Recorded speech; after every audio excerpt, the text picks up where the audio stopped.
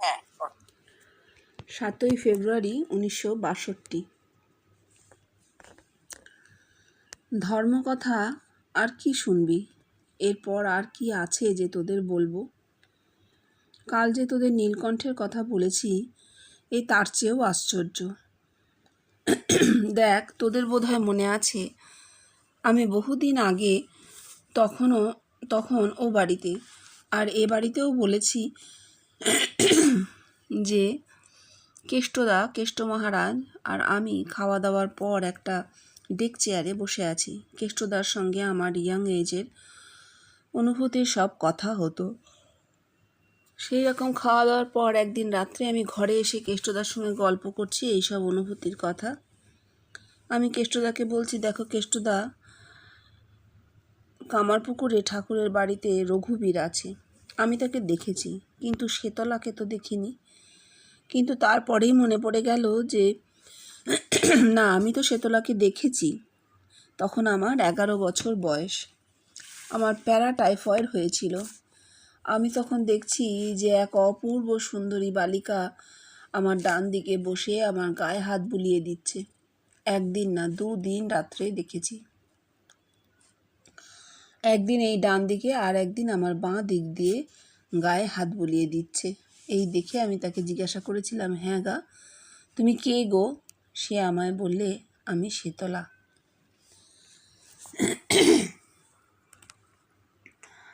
আচ্ছা, এই কথা তোদের মনে আছে? যাক, ভালোই হলো। এই এতদিন পরে আজ তার মানে বুঝতে পেরেছি, কেন 11 বছর বয়সে আমি শেতলাকে দেখেছিলাম। আজ আমার 69 বছর বয়স। এই দীর্ঘ 58 বছর পরে আজ আমি তার মানে বুঝতে পেরেছি। এই দীর্ঘ 58 বছর সময় লাগলো এই অনুভূতির মানে বুঝতে। আজ এই কথামৃত পড়া হতে হতে হঠাৎ আমি এর মানে বুঝতে পারলাম রে। আমি অবশ্য এর মানে তোদের বলবো, কিন্তু তার আগে তোরা এর মানে কেউ করতে পারিস? কেউ পারিস তো কর। আচ্ছা, এই শেতলা মূর্তি কোথা থেকে এলো? দেখো, এই যে বলতে 58 বছর পর আমি এই অনুভূতিটার মানে বুঝতে পারছি। দেখেছেন 11 বছর বয়সে, 69 বছর বয়সে এসে তার মানে বুঝতে পারছেন বলছি। আসলে সত্যি 11 বছর বয়সে দর্শন হয়েছে শেতলা মূর্তি। প্রথমে তো জানতেই পারেননি সেটি শেতলা মূর্তি। যখন কেষ্টদার সঙ্গে আলোচনা করছেন, সেও না হয় এই কথা বলবার বছর 15 আগে, তখনও তিনি বুঝতে পারছেন না। হ্যাঁ, তখন হঠাৎ ফ্ল্যাশ করলো, না আমি তো শেতলাকে দেখেছিলাম, সেটা বলা হলো। তাহলে দেখা যে হয়েছিল শেতলাকে, সেটাই মনে পড়লো প্রায় 45 বছর পর। হ্যাঁ, দেখার 45 বছর পর মনে পড়লো। তারও 15 বছর পর মনে হচ্ছে যে কেন দেখেছিলাম। শেতলা শীতল করে দিল, দেখো শীতল। 11 বছর কেন?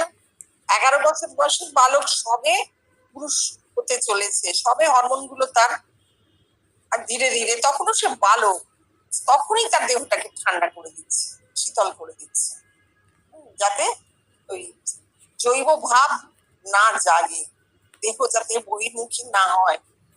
সুন্দর পড়াশোনা।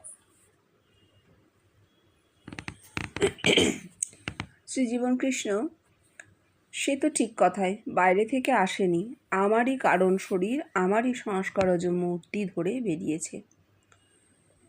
ধীরেন, এই শেতলা মূর্তি আপনার দেহকে উপযোগী করে দিচ্ছে। এ সেই উমা সহায়েই হচ্ছে। শ্রীজীবন কৃষ্ণ, হ্যাঁ, এ উমা সহায়েই হচ্ছে, কিন্তু তুই আরও ভালো করে বল। ওরে, এই শেতলা মূর্তি আমার দেহে হাত বুলিয়ে দিয়ে কি করলো? আমার দেহকে শীতল করে দিল, আবার আমার রিপু নিচয়কে স্নিগ্ধ করে দিল, আমার রিপু নিচয়ের তেজ কমিয়ে দিলে। কি আশ্চর্য বল দেখি! 11 বছরের এই অনুভূতি, আর আজ আমার এই 69 বছর বয়স, দীর্ঘ 58 বছর পর তার মানে বুঝতে পারলাম। এ কি ব্যাপার বল দেখিনি? দেখ, আমার ছেলেবেলা। বলো কি ব্যাপার? 58 বছর পর কেন তার মানেটা? অর্থাৎ তিনি বলতে চাইছেন যে অনুভূতি হলেই হলো না, তার জাগ্রতই নামতে এত সময় লাগে। তার জাগ্রতে নামতে এতটা সময় নেই। আর তার মতন শরীর। আমরা বলি তো স্বপ্ন দেখলাম, স্বপ্ন কেন ফুটলো না? তাহলে স্বপ্ন তো দেখা হলো, স্বপ্ন কেন ফুটলো না? এই কথাটা আমরা খুব বলি। স্বপ্ন দেখা হওয়া, স্বপ্ন মানে বীজ, সেই স্বপ্নর সঙ্গে সঙ্গে দেহেতে ফোটা কখনোই সম্ভব নয়, অনেক সময় নেয়। এটাও তার অনুভূতি, তিনি অনুভূতির কথা বলছেন। হতে পারে জাগ্রত অনুভূতি, উনি শুয়ে আছেন, একবার ডান দিকে একবার বাঁ দিকে বসে সেই শেতলা মূর্তি তার গায়ে হাত বুলিয়ে দিয়েছিল, অর্থাৎ স্নিগ্ধ শান্ত করে দিয়েছে।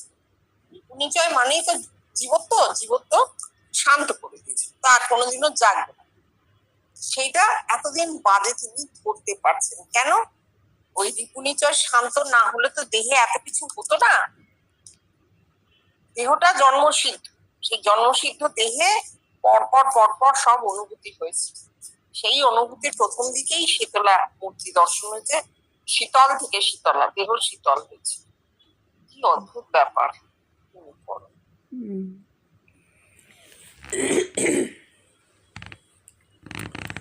দেখ, আমার ছেলেবেলাকার অনুভূতি আছে। 3 বছর বয়সে আমি ভূত দেখেছি। জনৈককে দেখুন, তখন আমরা খিদিরপুরে। আমার মাতামহ, তাঁর শ্বশুরমশাই আমার মাতামহকে তার সম্পত্তি দিয়েছিলেন। মাতামহ শ্বশুরমশাইয়ের পরে নতুন বাড়ি করেছিলেন সেই পুরনো বাড়ির পাশেই। অবশ্য এই বাড়িও পরে তিনি মাতামহকেই দিয়ে যান। যাই হোক, এই নতুন বাড়ির মাঝখানে মস্ত বড় কোর্টইয়ার্ড, আর তারপর একটা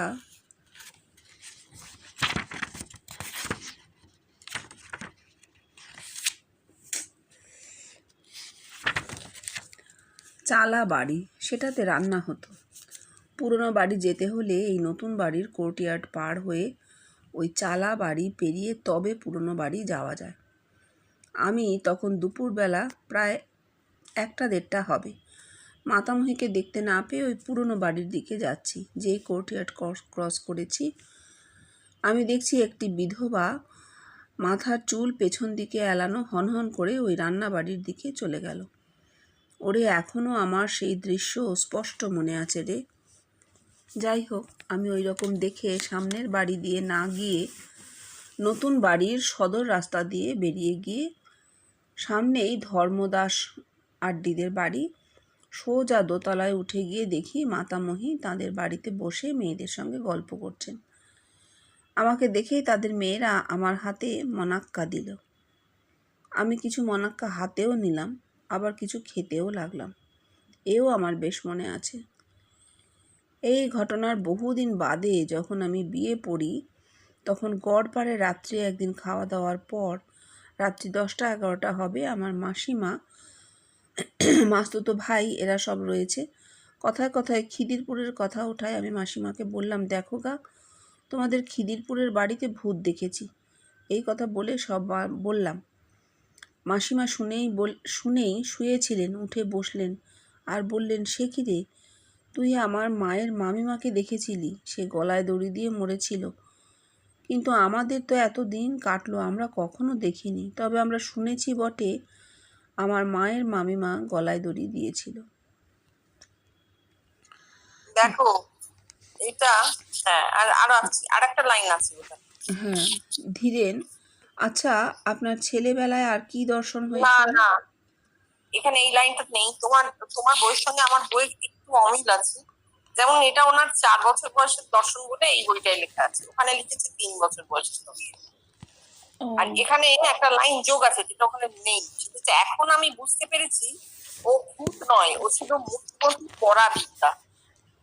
হ্যাঁ, এবং 4 বছর হওয়াটাই খুব স্বাভাবিক, কারণ তার আগে 3.5 বছর বয়সে উনি কালী মূর্তি দর্শন করেছিলেন, জ্যান্ত কালী, ছোট্ট বাচ্চা।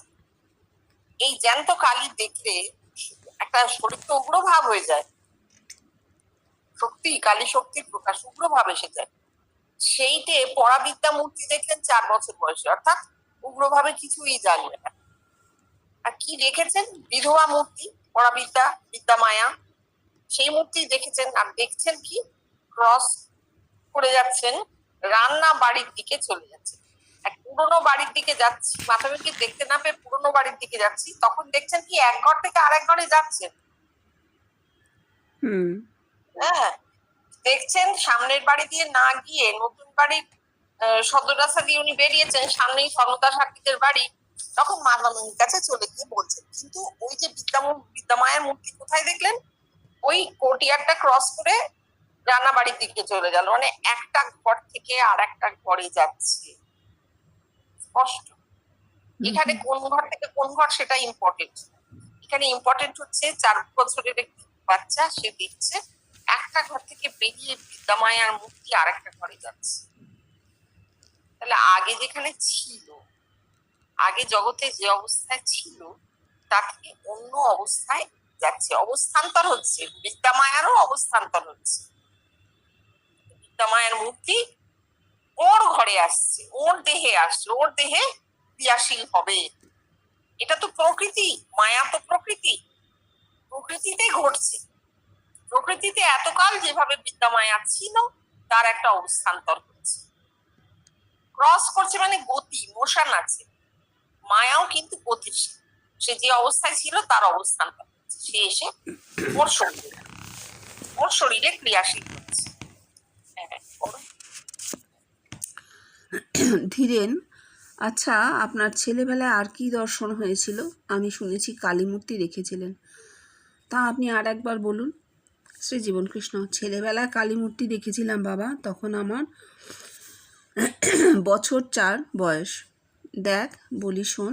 এই যে এখানটা না পুরো ফুল লিখেছে জানো, বিদ্যামায়া মূর্তিটা উনি এই বিধবা মায়ের মাইমা বলছেন উনি। এই বিদ্যামায়া মূর্তিটা উনি দেখেছিলেন পরে, ওনার প্রথম দর্শন ওই 3-3.5 বছর বয়সে কালী মূর্তি। ওইখানটা ভুল আছে, তুমি এটা কারেক্ট করে নিও জানো। প্রথম কালী মূর্তি দর্শন হচ্ছিল এটা 3 বছর বয়স হবে না? হ্যাঁ হ্যাঁ, 3-3.5 লেখা আছে এখানে, 3-3.5।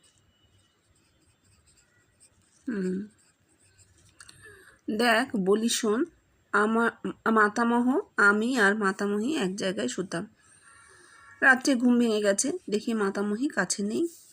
উঠে পড়ে মশারিটা পিঠের দিকে ঠেলে দিয়ে খাটে পা ঝুলিয়ে বসেছি। খাটের পাশে কালী ঠাকুরের পট, সেইখানে মাতামহী পুজো করছেন। উপকরণ আর কি হবে, চন্দন আর বেলপাতা।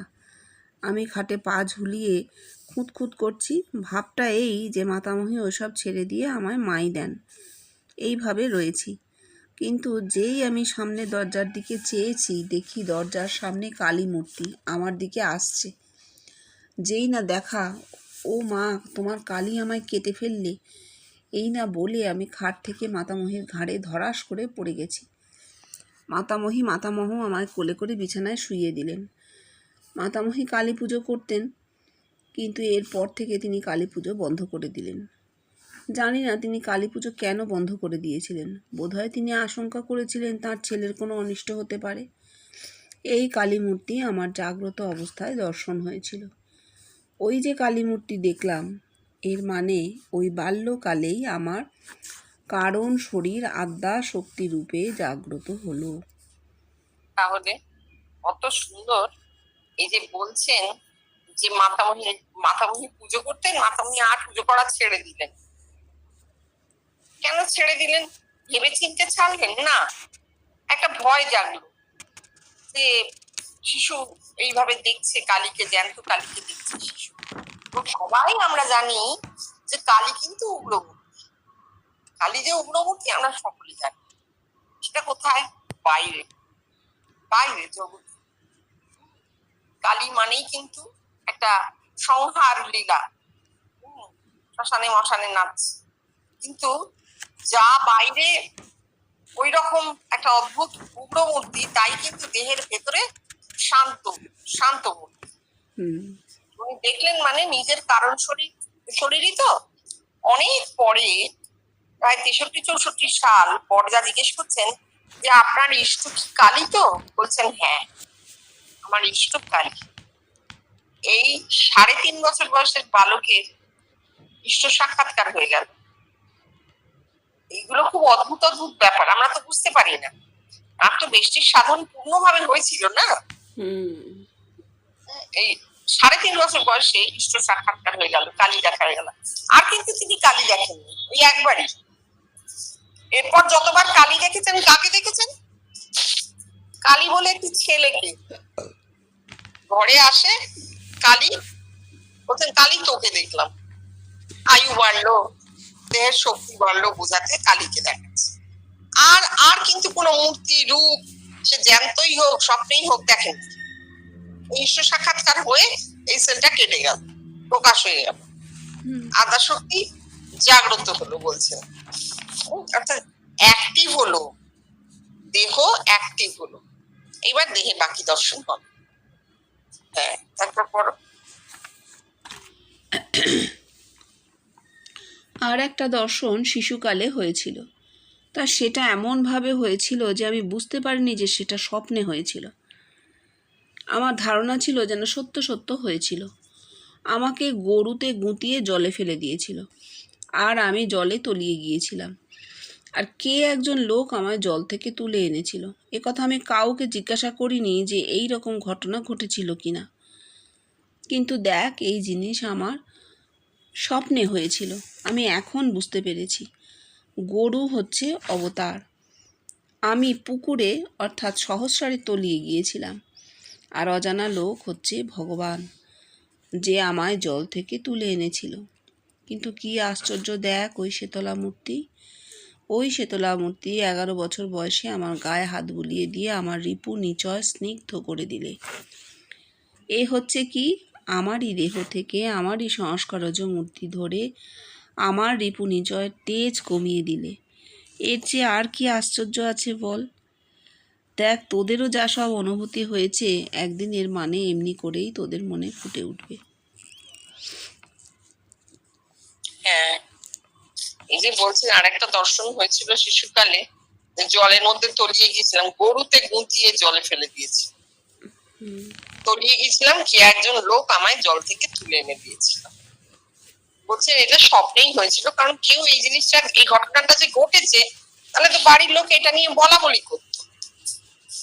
হ্যাঁ, সেটা বলা হলো না, সেটা কেউ বলেনি, সুতরাং এটা স্বপ্নে দেখা হয়েছে।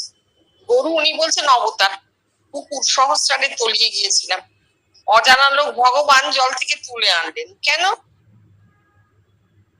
কেন? দেহ চলে যেত তো না? না, অবতারত্বে আটকে যেতেন, সহস্রারে তলিয়ে যেতেন। অবতারের যা যা অনুভূতি সেই সব হতো, ওই বলতেন দেখো দেখ আমি অবতার, তোরা জানিস না কিন্তু আমি অবতার। অবতার প্রত্যক্ষ সিদ্ধ, কাকে বা বলি, কে বা বোঝে, এইসব হতো। দেহে যোগানুভূতি দেখা যেত, কিন্তু আর কিছু হতো না। মানুষের মধ্যে রূপ ফুটে ওঠা হতো না, ভগবানত্ব জগতের সঙ্গে এক হওয়া হতো না। ভগবান তুলে আনলেন, অজানা লোক ভগবান, আমরা সবাই জানি। এই অজানা লোক জল থেকে তুলে আনলেন ভগবান। কেন? সহস্রার থেকে তুলে ধরলেন, সহস্রার থেকে উঠিয়ে নিলেন, যাতে পরবর্তীকালে তার শরীরের সব সাধনের শেষে তিনি জগৎব্যাপীতে উত্তীর্ণ হতে পারেন। অবতার হলে আটকে যাবে, অবতার দেহে আটকে থাকে, দেহাতীত হতে পারে না। এত সুন্দর। শীতলা মূর্তি তো আগেই আমরা আলোচনা করলাম, যে রিপু নিচয় শান্ত করে দিয়েছে, তেজ কমিয়ে দিল, ওগুলো ভাব চলে গেল।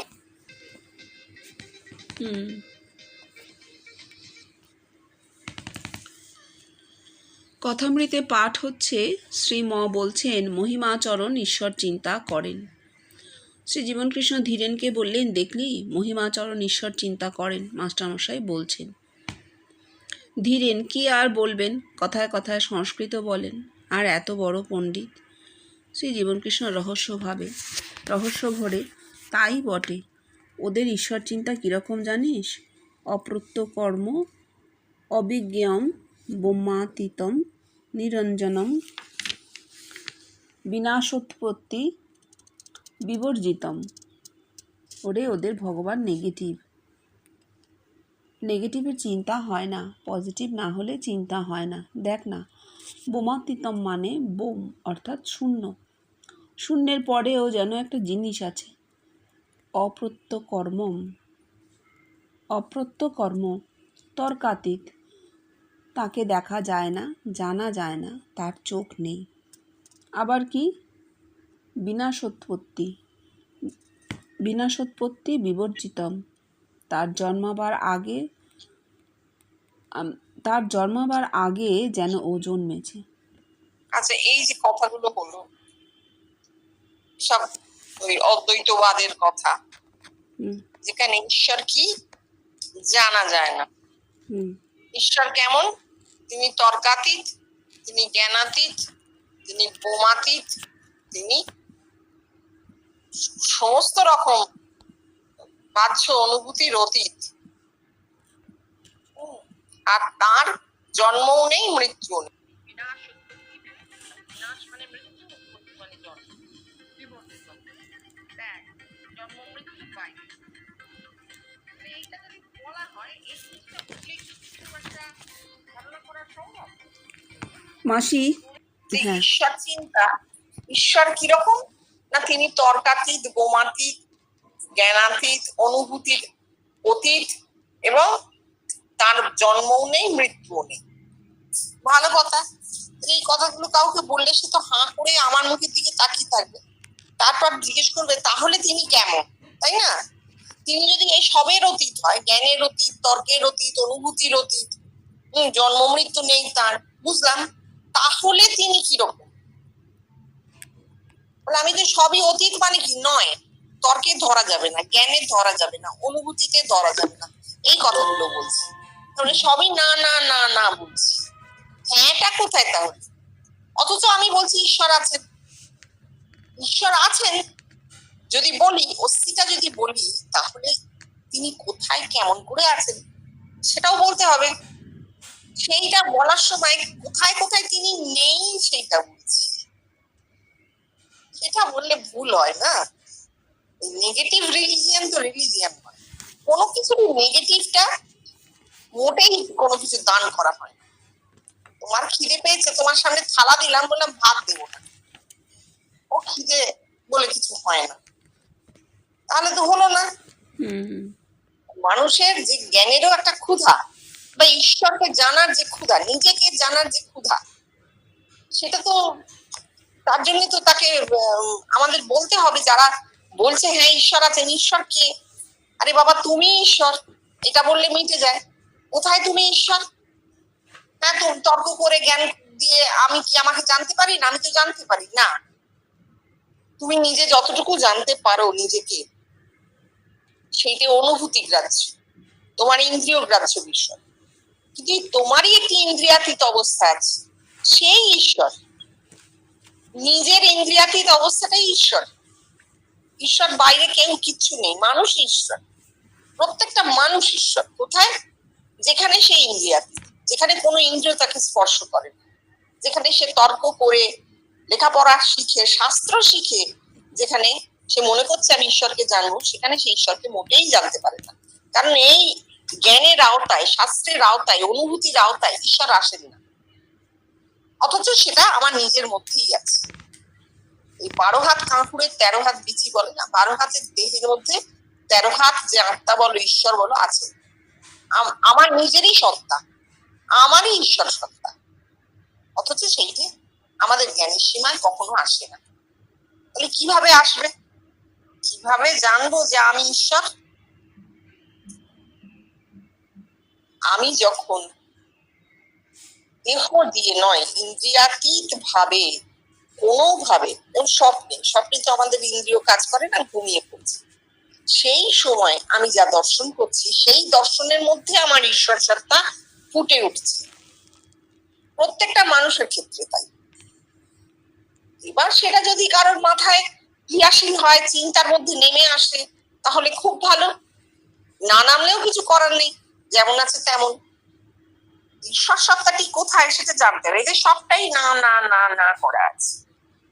আমার জন্মাবার আগে জন্মেছে, মানে বাবা মায়ের দেহে ছিলাম, এই ছোট আমিটা হবার আগে সেই ঈশ্বর আমি ছিল, সেই ঈশ্বর সত্তাই দেহে ওর আবরণের মধ্যে পড়ে। আবরণে বীজ, প্রাণ বীজের আবরণে পড়ে কখন? যখন মাতৃগর্ভে পড়ে। তার আগেও তো সে ছিল, ঈশ্বর সত্তা ছিল, তারপর এই দেহ সত্তা। এই দেহ সত্তা আবার ঘুচে যাবে, কিন্তু ঈশ্বর সত্তার বিনাশ নেই। হ্যাঁ, বড়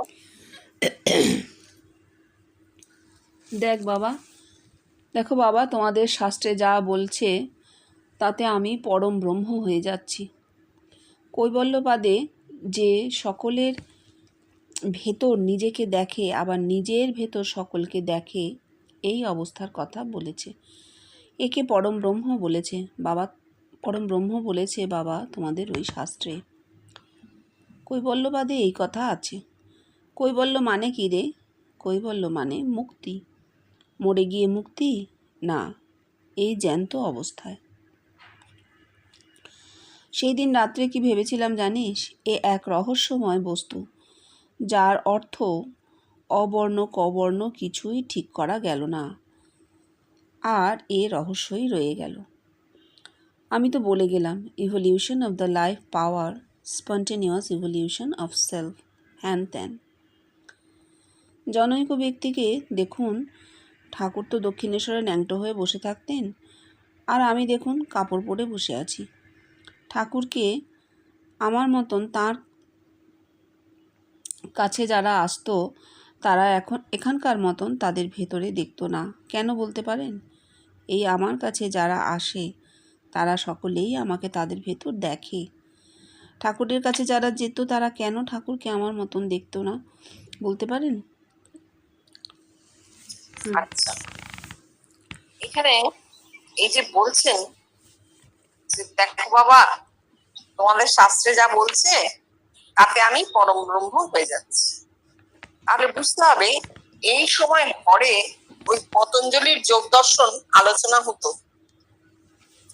এগুলো সবাই লেখেননি, একটা এমন ভাব করা হয়েছে, এমন একটা অবস্থার জন্ম দেওয়া হয়েছে যেন জীবনকৃষ্ণ শাস্ত্র পাঠ করেননি কোনোদিন। আর এ বাবা সাধনের আগে করেননি, সব ঘটে যাবার পর শাস্ত্র তো তার ঘরে এসেছে, শাস্ত্রজ্ঞ পণ্ডিতেরাও এসেছেন তার অবস্থা মিলিয়ে দেবার জন্য। এখানে কোথাও কোনো বইতে এগুলো লেখা নেই। এই পতঞ্জলির যোগশাস্ত্র পড়া হয়েছে ঘরে, নাহলে কৈবল্যপাদ এলো কোত্থেকে? কৈবল্যপাদ তো পতঞ্জলির যোগ দর্শন, সেখানে বলা হয়েছে কি মরে গিয়ে মুক্তি, মুক্তি নয়, এই জনসমুদ্রের মধ্যে মুক্তি, এটা বলা আছে কৈবল্যপাদে। জৈমিনী যখন বলছেন 20,000 বা 30,000 হলেও হবে না, আরো বেশি লোককে দেখতে হবে অন্তরে, আরো বেশি লোক সেই মানুষের রূপটি ভেতরে দেখবে, তবে হলো গিয়ে মুক্তি। এটা দুদিকেই, মুক্তি একদিকে নয়, মুক্তিটা দুদিকে। তোমার আর আমার মাঝে যদি একটা দেওয়াল থাকে তাহলে তুমিও বদ্ধ, আমিও বদ্ধ, আর দেওয়ালটা কেটে গেলে তুমিও মুক্ত, আমিও মুক্ত। ওকে যারা ভেতরে দেখেছে তারাও মুক্ত, উনি তো মুক্ত বটেই, কারণ ওনার রূপ ছড়িয়ে গিয়েছে জগতের মানুষের মধ্যে। আর যারা দেখছে তারাও কিন্তু মুক্ত, কারণ তারাও নিজেদের দেখছে না, দেখছে অন্য একজন মানুষ। এই হচ্ছে পরম ব্রহ্মত্ব। তাই বলছেন বাবা তোমাদের শাস্ত্র মতো আমি পরম ব্রহ্ম হয়ে গেছি। হ্যাঁ, যে সকলকে নিজের ভেতরে নিজেকে দেখে, আবার নিজের ভেতরে সকলকে দেখে। কৈবল্য পদে এই কথাটা আছে, অর্থাৎ জগৎ দেখছে আবার জগৎকে সে দেখছে। হ্যাঁ, ওই যে সর্বভূত সমাত্মানম সর্বভূতানি চ আত্মা, তবে হবে, দুদিক থেকে হলে তবে হবে। শুধু জগৎ বললো, তিনি জানলেন না, তিনি দেখলেন না, জানতে তো পারবেন না, অজ্ঞাতসারেই হয়, তিনি জগৎকে দেখলেন না, তাহলে হবে না। এইখানে আমরা পুরো প্রমাণ পাচ্ছি যে জীবনকৃষ্ণকে জগতের মানুষ যেমন দেখেছে, তিনিও জগৎকে নিজের ভেতরে দেখেছেন, একেবারে ডাহা অন্য অন্য লোকে পরিবর্তিত হয়ে দেখেছেন জগৎ আর আমি অভিন্ন। এই অবস্থায় তবে পরম ব্রহ্ম। পরম ব্রহ্ম তো খুব ছোট জিনিস নয়, খুব হালকা ব্যাপার নয়। আমরা কথায় কথায় এমন আলোচনা করি যেন ও তো গাছের পাকা ফলটি টুক করে পড়লো, তা কিন্তু নয়। আচ্ছা, বলছেন সেদিন রাত্রে কি ভাবছিলাম, রহস্যময় বস্তু যার অবর্ণ কবর্ণ বোঝা গেল না। বলছি ইভলিউশন অফ লাইফ পাওয়ার, বলছি স্পন্টেনিয়াস ইভলিউশন অফ সেলফ, কিন্তু রহস্য বোঝা গেল না। না, রহস্যটা রহস্যই থেকে যাবে, কোনোদিনই রহস্য বোঝা যাবে না, এই রহস্যের উদ্ঘাটন হবে না। ওই যে উনি দেখেছিলেন রহস্যময়ী মায়ামূর্তি, কপালে ভ্রু মধ্যে আঙুল থেকে ধীর লয় নাচছেন, হ্যাঁ, দৃষ্টি মাটিতে আটকে রয়েছে। উনি বলেছিলেন যে গতি বোঝাচ্ছে আর চোখ মাটিতে রাখা, এটা আর কপালে বুড়ো আঙুল মানে ষষ্ঠ ভূমির দ্বার উন্মুক্ত না হলে রহস্য মায়ার রহস্য উদ্ঘাটিত হবে। এটা বেষ্টির মায়া, বেষ্টিতে একটি মানুষের মায়া, কিন্তু জগৎব্যাপীতে যে মায়া, সেই মায়ার রহস্য উদ্ঘাটন হবেই না। প্রকৃতির সব রহস্যের উদ্ঘাটন হয় না, মহাপ্রকৃতির কথা হচ্ছে, আর কোনোদিনই হবে না। প্রকৃতি চিরকাল রহস্য থেকে যাবে। কেন? প্রকৃতির গতি, মহাপ্রকৃতির যে আত্মিক গতি, তা জগতের গতির থেকে অনেক দ্রুত। তা যখন একটা একটা পার হয়ে যাচ্ছে, জগৎ তখনও পেছনে পড়ে আছে, জগৎ তখনও তার কাছে ওটা রহস্য। সেই রহস্য তার কাছে যতদিনে উদ্ঘাটিত হবে, প্রকৃতির গতি আরো পার হয়ে গেছে, এটা আমরা বুঝতে পারি না। ওই যে বৈকুণ্ঠে নারায়ণ বসে আছেন, ধপ করে শব্দ হলো, বলছে রাবণ জন্মালো। উঠে তাড়াতাড়ি আসতে যাচ্ছে না, আমার ধপ করে শব্দ হলো, কি রাবণের মৃত্যু হলো, ফিরে এলেন। মানে ঠিক এইটুকু সময়, মহাজাগতিক গতি এইটুকু সময়, যেটা পৃথিবীতে এতটা সময়। এই জন্য আমাদের এই পার্থিব সময় দিয়ে আমরা কোনোদিনই প্রকৃতির রহস্য উন্মোচন করতে পারবো না। আমরা কি করি, বিজ্ঞান কি করে, একটা অতীতে ঘটে যাওয়া ঘটনাকে বিশ্লেষণ করে, নানাভাবে পর্যবেক্ষণ করে। অতীতে ঘটে গেছে, তারার মৃত্যু হয়ে গেছে, সেই তারা নিয়ে নাড়াচাড়া হচ্ছে। জ্যান্ত তারাটা যখন মরছিল, সেই ঘটনার কাছে কিন্তু বিজ্ঞান পৌঁছতে পারেনি, পারবেও না। সুতরাং মহাজাগতিক যে রহস্য, তা যেমন আছে তেমনই থাকবে। তার কারণ মহাজাগতিক যে গতি, আত্মিক যে গতি, তা অনেক দ্রুত, অনেক জোরে, আলোর জোরে চলে, আলোর মতন চলে, আলোর শক্তিতে চলে। এই আলোর গতি কখনোই আমরা আমাদের দেহের গতি দিয়ে ধরতে পারবো না, ওটা চিরকাল রহস্য থেকে যাবে। বলছেন, তারপর অবশ্য অন্য কথা বলছেন, আচ্ছা এটা কেন বলছেন, এটা মানুষকে চিন্তার খোরাক দিচ্ছেন, যে সবাই ভাববে বসে। সত্যি তো, ঠাকুর বসে থাকতেন কাপড় পরে, উনি তো কাপড় পরে বসে আছেন, অর্থাৎ কাপড়টা উনি ত্যাগ করেননি। উনি বোঝাতে চাইছেন যে আমি এমন কোনো বিশেষ নই, আমি তো ওদের মতন সাধারণ লোক, দেখ আমার লজ্জাটিটা বয়স সব আছে, আমি কাপড় জড়িয়ে বসে আছি। বলতাম তো যে আমি একদম পেটি বুঝোয়া ভদ্রলোক, আমার পায়ে কাদা লাগবে না, আমার কাপড় পরিষ্কার চাই। হাঁটুর ওপরে কাপড় উঠলে ঘরের লোকেদেরকে বকাবকি করতেন, ছেলেদের বকতেন, ও কি বসা হয়েছে, যত গরমই হোক হাঁটুর নিচে কাপড় থাকবে, হাঁটুর উপরে কাপড়, এরকম করে বলতেন। সেই মানুষটা তাহলে তিনি ব্যবহারিক জীবনে একদম নিপাট ভদ্রলোক। তাই বলছেন, তার কাছে যারা আসতো তারা আমার এখানকার মতো দেখতো না কেন, আমাকে যেমন তোরা দেখিস, আমাকে তো তোরা ভেতরে দেখিস। অদ্ভুত কথা তো, সত্যি তো, এটা মানুষ চিন্তা করে। কিন্তু আমরা এখন জানি যে কেন ঠাকুরকে ভেতরে সবাই দেখেননি, কেন ওকে দেখা হয়েছে। কারণ ব্রহ্মত্ব নিঃশর্ত, অবতারত্ব নিঃশর্ত নয়। অবতারকে সকলে দেখবে না, ব্রহ্মত্ব একমাত্র নিঃশর্ত, ব্রহ্মকে সকলে দেখবে, এটা আমরা জানি। যদি ব্রহ্মত্ব সকলের মধ্যে না ফোটে, তাহলে তাকে ব্রহ্মত্ব বলাই যাবে না, ব্রহ্মত্ব নিঃশর্ত। এবার কথা হতে পারে ওনার রূপ সবাই দেখবে, এটা তো হয় না, উনি তো নিজেই বলে গেছেন। হ্যাঁ, ঠিক কথা, উনি বলে গেছেন সবাই রূপ দেখবে, এটা হবে না। সেখানে রূপ না হোক, অন্য কিছু হবে, বোধ হবে, বোধ, বোধে বোধ, যেটা উনি বলছেন, আমার মাথায় যা উঠেছে জগতের মানুষের মাথায় তা, অর্থাৎ এই স্থানকালের সীমানাটা কেটে যাবে। ঠিক আছে। 8ই ফেব্রুয়ারি 1962। ধীরেন শ্রী জীবনকৃষ্ণের প্রতি। আচ্ছা, এই যে হৃদয়বাবু ঠাকুরের এত সেবা করলেন, কিন্তু দেখ শেষ অবধি ঠাকুরের কাছে থাকতে পারলেন না। এতেই বোঝা যাচ্ছে এই সব লোকের সেবা করা কতই কঠিন, আর সেবা করাও যায় না। এই হৃদয়বাবু এত সেবা করলেন, তারই বা কী হলো, জীবনে কতই না দুর্গতি। শ্রী জীবনকৃষ্ণ: হ্যাঁ রে, সেবা করা বড় কঠিন, আর সেবা করা যায়ও, সেবা করাও যায় না। ধীরেন, এটা যে সম্পূর্ণ আত্মিক ব্যাপার, এর সঙ্গে ব্যবহারিক জীবনের কোনো সম্পর্ক নেই। ওরা এই জিনিস বুঝতে পারেনি। শ্রী আচ্ছা দেখো, জীবনকৃষ্ণ: এই বিজয়বাবুর কথা আজ সকালেই পড়ছিলাম। হৃদয়বাবু 1899 সালে 62 বছর বয়সে মারা গিয়েছে। 1881 সালে তিনি চলে গিয়েছিলেন। ওই 1881 সালে পুজোর সময় ওই কুমারী পুজোটি করে প্রচন্ড রাগারাগি হয়, তিনি চলে যান। তো তারপরে পরে কিন্তু 1881 সালে হৃদয়বাবু চলে যাবার পর ঠাকুরের ছোকরা ভক্তরা আসতে শুরু করলো। এরকম অবস্থা দেখো, ঠাকুরের কাছে হৃদয়রাম কত বড় একটা বাধা ছিল। ঠাকুর কিছুতেই তার স্বরূপে প্রকাশিত হতে পারছিলেন না, মানুষ তার কাছে পৌঁছতে পারছিল না। কারা পৌঁছেছিল? সংসারী লোকজন, ব্রাহ্ম, এরা। হৃদয়বাবু তো পয়সা ভালোবাসেন না, ওই টাকা নিয়ে ঢুকতে দিতেন ঘরে লোককে। এই যে এইগুলো করতেন তিনি। 1881 সালে ঠাকুর বলেছিলেন যে মা ওকে সরিয়ে দেবে, অর্থাৎ তার দেহ আর নিতে পারছে না, হৃদয়রামকে তার দেহ আর নিতে পারছে না। অথচ তিনি অত সেবা করেছেন, তা সত্ত্বেও নিতে পারছেন। হৃদয়রাম চলে গেলেন 1881 সালে, তিনি চলে গেলেন। আর তার ঠিক পরেই ঠাকুরের অন্তরঙ্গ ভক্তরা, যাদের তিনি ওই যেতে দেখেছিলেন, সূক্ষ্ম চোখে দেখেছিলেন, 20 বছর আগে কুঠির ছাদে উঠে যখন কাঁদতেন, তখন তিনি যাদের যাদের দেখেছিলেন তারা সব হৃদয় চলে যাওয়ার পর আসতে শুরু করল। কি অদ্ভুত! আর হৃদয়বাবু কিন্তু 1399 সালে মারা গেছেন, মানে ঠাকুর গেছেন 1899 সালে মারা গেছেন, ঠাকুর গেছেন 1886, মানে ঠাকুরের মাত্র 13 বছর পর গেছেন, আর তখন তার 62 বছর বয়স। তাহলে হৃদয়রাম আর ঠাকুর মোটামুটি এক বয়সী, প্রায় এক বয়সী বলা যায়।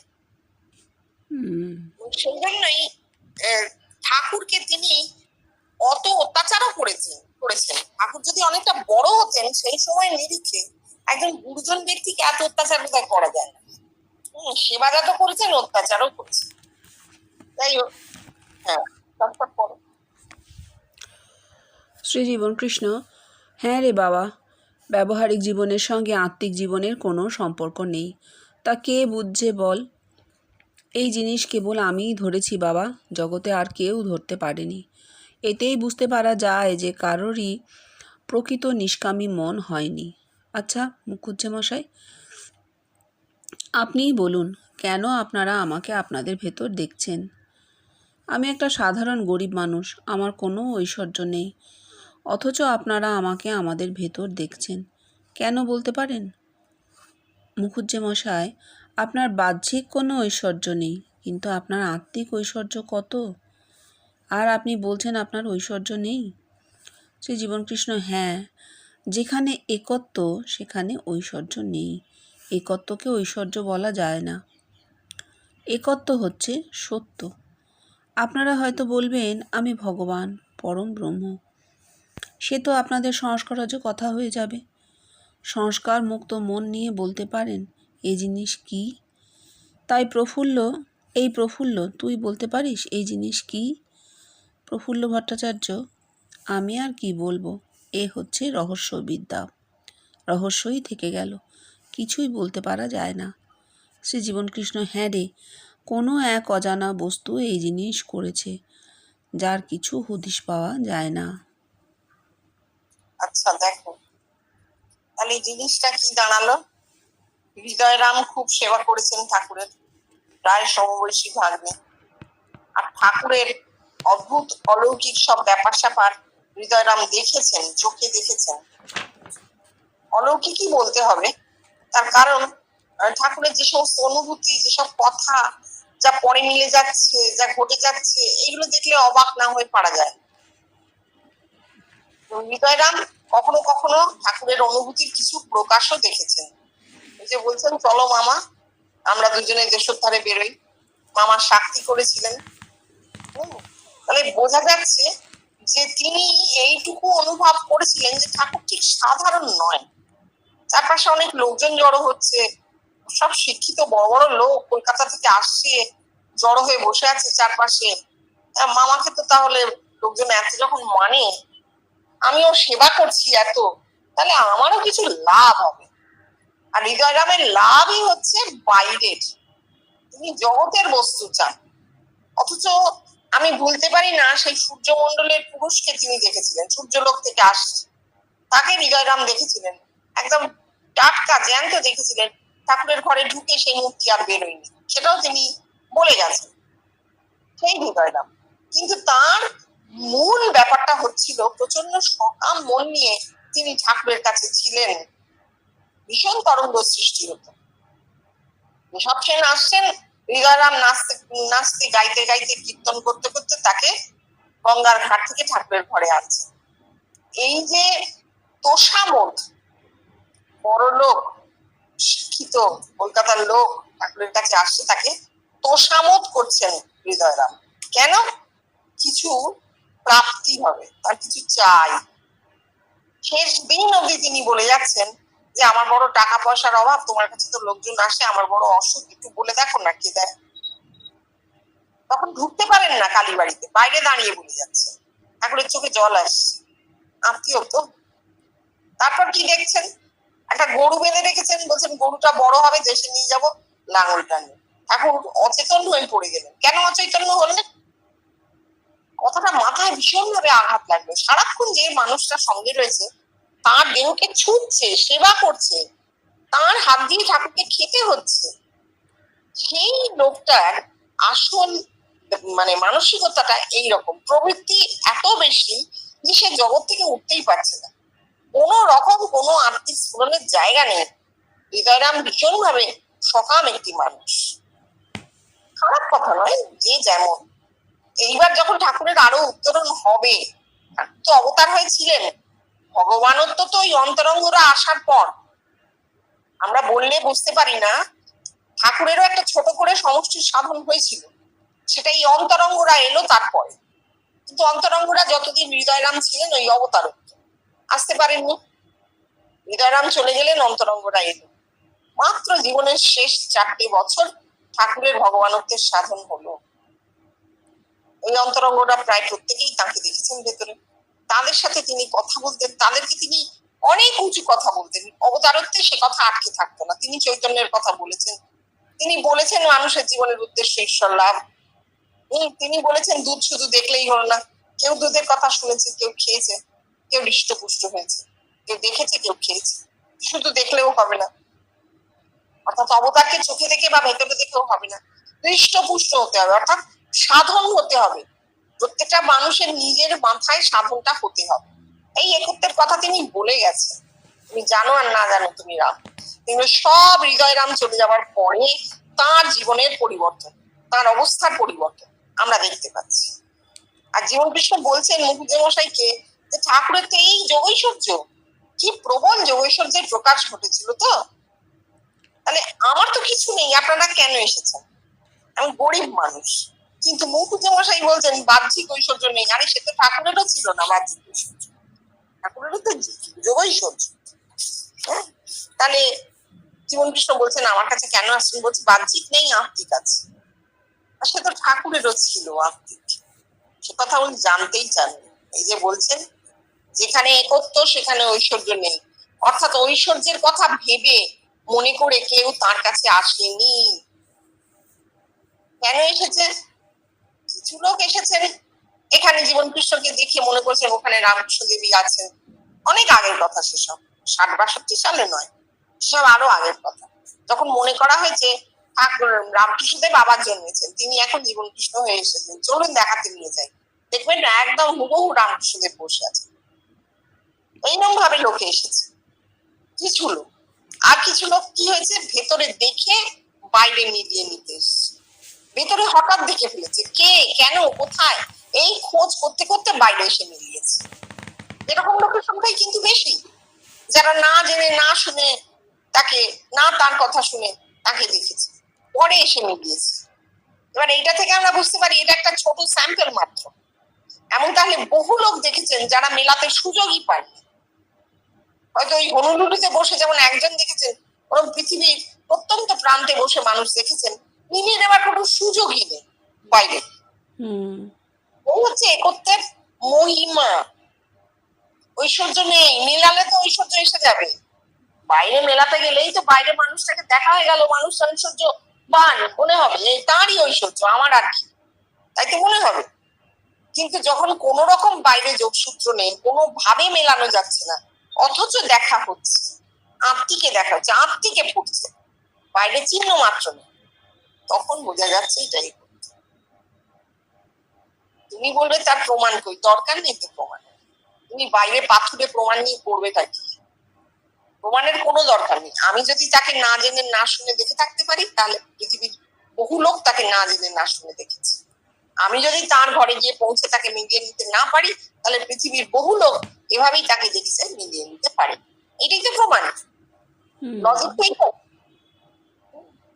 তাই জন্য তিনি বলছেন যেখানে ঐশ্বর্য নেই, একত্ব হচ্ছে সত্য। সত্য কি সার্বজনীন। তোমার কাছে যা সত্য আমার কাছে সত্য নয়, তা বললে সেটা সত্যই নয়। Truth is always absolute. Relative truth বলে কিছু হয় না। অবস্থা বিশেষে আর মানুষ বিশেষে সত্য যদি পাল্টে যায়, তাহলে সেটা সত্য নয়। সেই বহুরূপীর গল্প মনে করো, যে কখনো লাল, কখনো নীল, কখনো সবুজ, কখনো হলুদ, কখনো কোনো রঙই নেই। গাছতলায় যে বসেছিল সে বললো হ্যাঁ যা বলছো সব সত্যি, সে রং পাল্টায়। তার মানে এক একটা অবস্থা হয়। আসলে সে কিন্তু বহুরূপী, সব রূপগুলোই তার সমান, আবার কোনো রূপ নেই এটাও সমান, এটাও ঠিক। তাহলে সত্যটা কে? সত্য কি বহুরূপী? সত্য হচ্ছে এই মানুষটা যে গাছতলায় বসে আছে, কারণ তাকে সবাই একই দেখছে। তাকে কিন্তু আলাদা আলাদা রঙে দেখছে বা হঠাৎ সে নেই এমন কিন্তু দেখছে না, তারা ওই বহুরূপীটাকে দেখছে। আর ওই যে লোকটা কথা বলছে, যে বলছে যে তোমরা যা দেখেছো সব সত্যি, তার কখনো কখনো অনেক রং হয়, আবার কখনো কোনো রং হয় না, সেই লোকটাকে কিন্তু সবাই দেখছে। সেই লোকটা কিন্তু পাল্টে যাচ্ছে না। তাহলে সত্য কে? সেই লোকটা। তাহলে মানুষের কথায় ফিরে আসবো, মানুষটাই ব্রহ্ম। সেই জানাচ্ছে যে ব্রহ্মত্ব কি, সেই জানাচ্ছে। হ্যাঁ, কখনো কখনো নানা রূপ ধরে দর্শন হয়, ঈশ্বরীয় রূপ এমন হয় বটে, আবার কখনো কোনো রূপ নেই, অর্থাৎ দর্শনের রূপ আসেও না, এমনও হয়, এটাও ঠিক।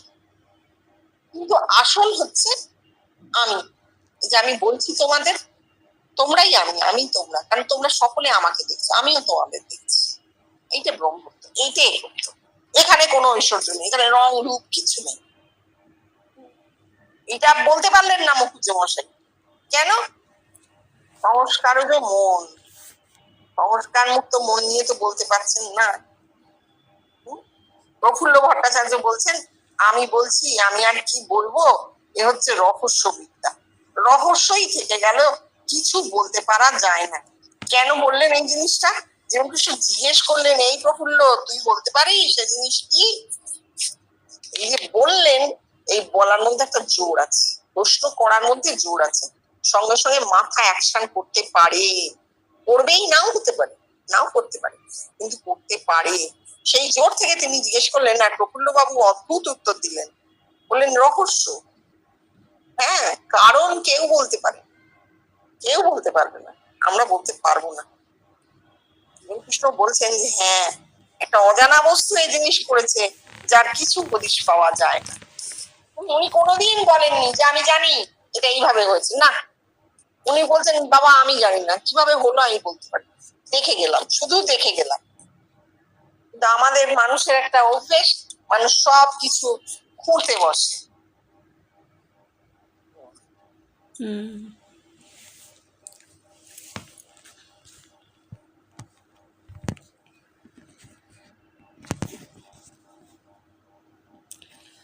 নয়ই ফেব্রুয়ারি 1962 শ্রী জীবনকৃষ্ণ মুখুজ্জে মশাইকে লক্ষ্য করে বললেন, আচ্ছা, এই যে চারজন এখানে বসে আছেন, এই আপনাদের ভেতর কতই বিভিন্নতা, কারোর সঙ্গে কারোর মেলে না, নয় কি?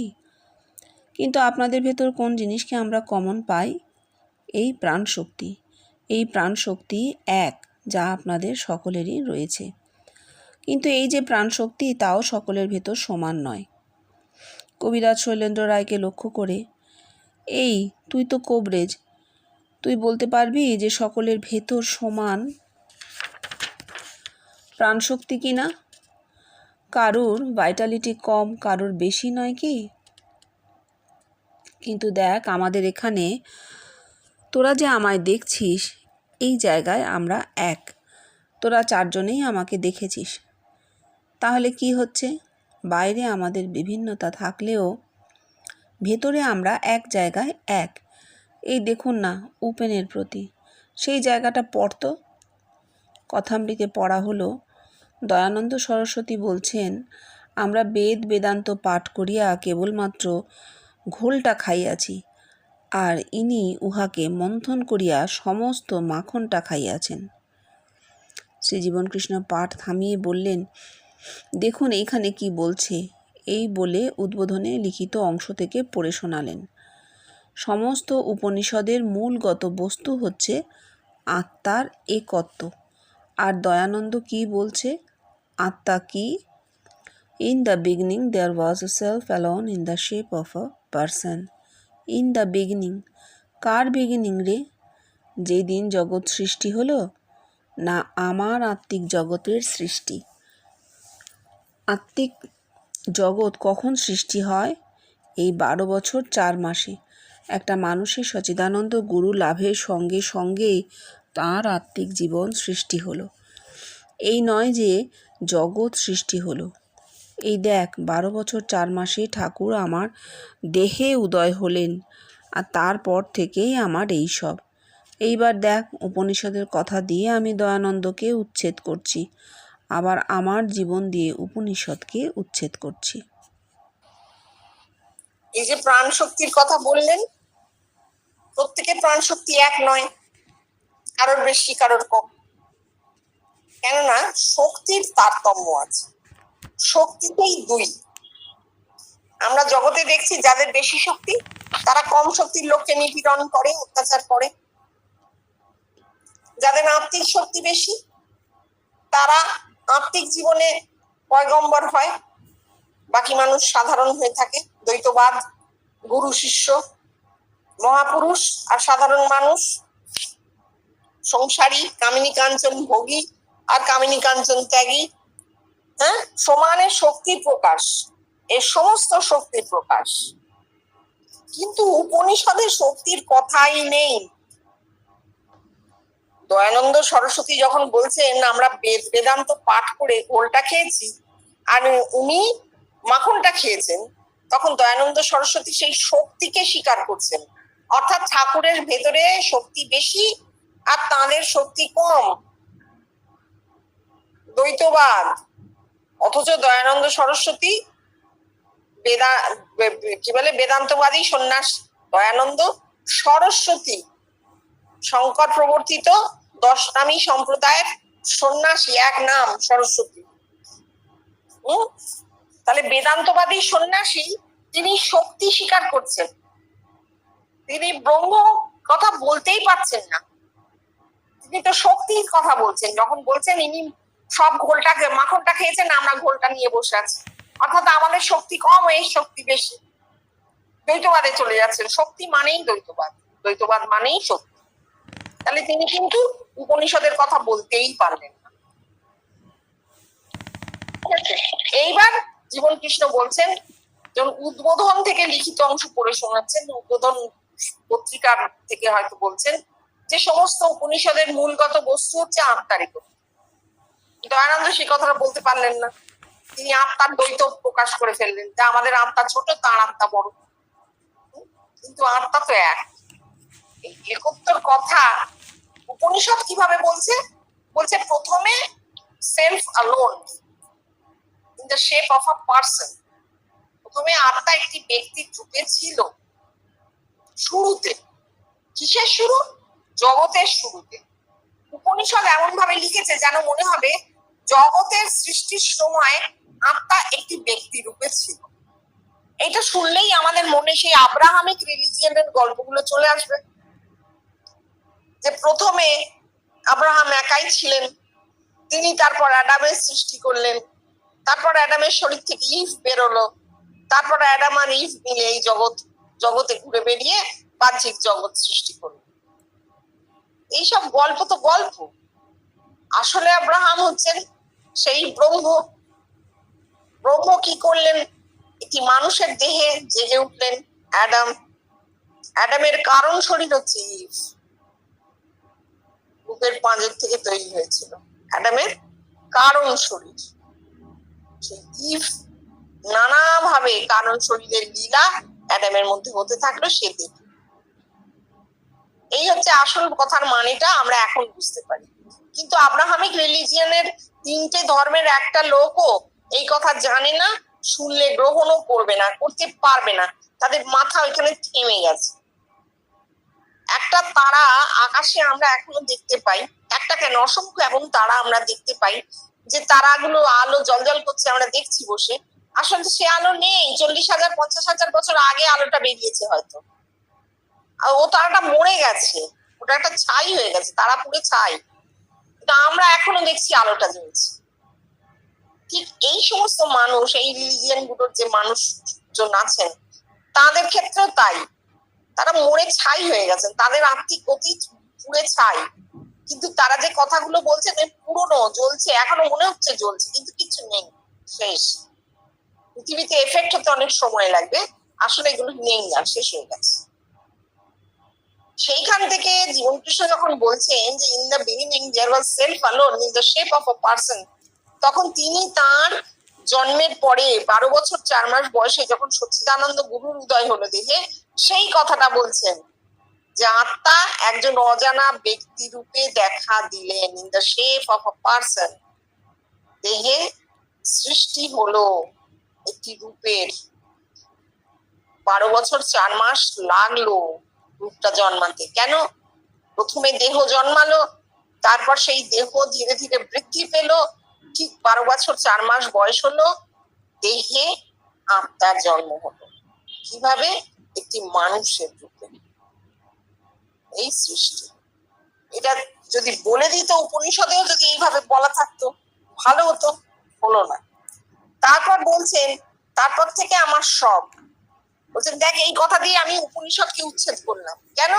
কারণ উপনিষদে পরিষ্কার করে বলেনি তো, in the beginning there was self alone in the shape of a person. এই কথাটার মধ্যে দিয়ে কি কিছু বলা হলো? মানুষ তো বিগিনিং খুঁজতে যাবে। কিন্তু আমি যদি বলি যে প্রথমে তুমি যদি ছেড়ে দাও, জীবন কৃষ্ণ অনেক উঁচুর ব্যাপার, আমরা আমাদেরকে নিয়ে ধরি, যদিও সেখানে দ্বৈতবাদ আসছে, দ্বৈতবাদ নেব না। আর এ করতে যখন আমরা ধরছি, আমরা সবাই জীবন কৃষ্ণের স্তরে দাঁড়িয়ে আছি, তিনি আমাদের একটা স্তরে নিয়ে গেছেন, সেখানে আমরা সবাই এক হয়ে গেছি, জীবন কৃষ্ণ সেই একের মধ্যে একই রয়েছে। সেই অবস্থায় আমরা যদি নিজেদের দিকে তাকাই, তুমি যদি আমাকে জিজ্ঞেস করো যে মাসি শুরুটা কোথায়, শুরুটা কোথায়, তাহলে আমাকে বলতেই হবে আমার প্রথম দর্শনটির কথা। দেহে সৃষ্টি হলো in the shape of a person, একজন মানুষের রূপ দেহের মধ্যে ফুটে উঠলো, দেখলাম। তাই তো? প্রত্যেকটা মানুষের ক্ষেত্রেই তাই হবে, কেউ আলাদা বলতে পারবে না। প্রত্যেকটা মানুষকে যদি ধরে জিজ্ঞেস করা হয় যে আপনি স্বপ্ন দেখেন, আপনার স্বপ্নগুলো বলুন না, খুঁড়তে খুঁড়তে সে ঠিক একটা জায়গায় পৌঁছে যাবে। ও আপনি প্রথম তাহলে এরকম একটা স্বপ্ন দেখেছিলেন, এই অদ্ভুত স্বপ্নটা তার নিজের কাছেও সেটা আবিষ্কার মনে হবে যে হ্যাঁ আমি তো এরকম দেখেছিলাম। এই তার দেহের মধ্যে জন্ম, তার দেহে আত্মার জন্ম, in the shape of a living person, একজন জীবন্ত মানুষের রূপ দেহের মধ্যে ফুটে। জীবন্ত কেন বলা হচ্ছে? অতীতের কোন রূপ ফুটে ওঠা মানে সংস্কার ফুটছে, তিনি নেই আর, তার রূপ ফুটছে, সংস্কার। কিন্তু জীবন্ত মানুষ হাত পা নাড়ছে, কথা কইছে, হ্যাঁ, অথচ তার রূপ আমরা বাইরে কখনো দেখিনি, আমাদের দেখা জগতের সঙ্গে মেলানো যাচ্ছে না এমন কোন রূপ, তাহলে তিনি জীবন্ত মানুষ, আমার দেহে এই মাত্র জন্মালেন। আমি অন্তত এইভাবেই জীবন কৃষ্ণকে দেখেছি, যে তাকে আমি আগে দেখিনি, চিনতাম না, কিচ্ছু না, তিনি আমার দেহের মধ্যে জন্মালেন, আমি আর তিনি এক, আমিই জন্মালাম জীবন কৃষ্ণ রূপে। একটা মানুষই জন্মায়, আত্মাই জন্মায়। দেখো তুমি যদি কিছু বলো। আমি চিন্তা করছি।